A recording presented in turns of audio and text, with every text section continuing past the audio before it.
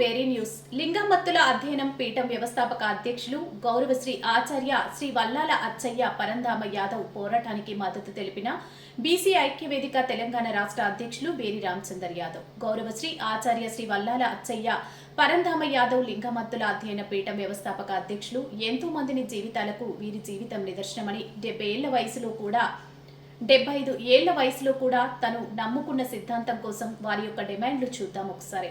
లింగమంతుల జాతరను రాష్ట్ర పండగగా గుర్తించాలి. ఉమ్మడి నల్గొండ జిల్లాలోని మూసీ ప్రాజెక్టుకు లింగన్న సాగర్ ప్రాజెక్టుగా నామకరణ చేయాలి. సూర్యాపేట జిల్లాకు లింగన్న జిల్లాగా పేరు మార్చాలి. సూర్యాపేట పట్టణంలోని గొల్ల బజార్కు లింగన్న నగర్గా పేరు మార్చాలి.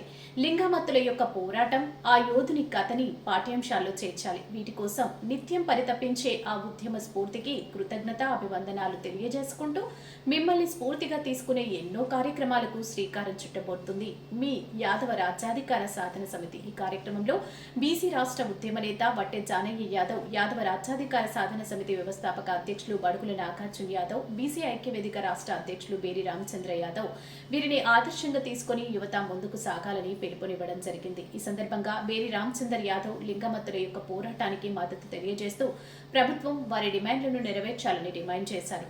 శ్రీ లింగమత్తుల స్వామి గొల్లగట్టు జాతరకు తెలంగాణలో ఒక ఎంతో ప్రత్యేకత ఉందని తెలియజేశారు. తెలంగాణ నలుమూలల నుంచి యాదవ సోదరులు, ప్రజలు, భక్తులు అనేక మంది జాతరకు విచ్చేసి శ్రీ లింగమత్తుల స్వామి వారిని దర్శించుకుంటారని అన్నారు. ప్రభుత్వం ఖచ్చితంగా గౌరవ శ్రీ ఆచార్య శ్రీ వల్లాల అచ్చయ్య పరంధామ యాదవ్ కి డిమాండ్లను నెరవేర్చాలని డిమాండ్ చేశారు.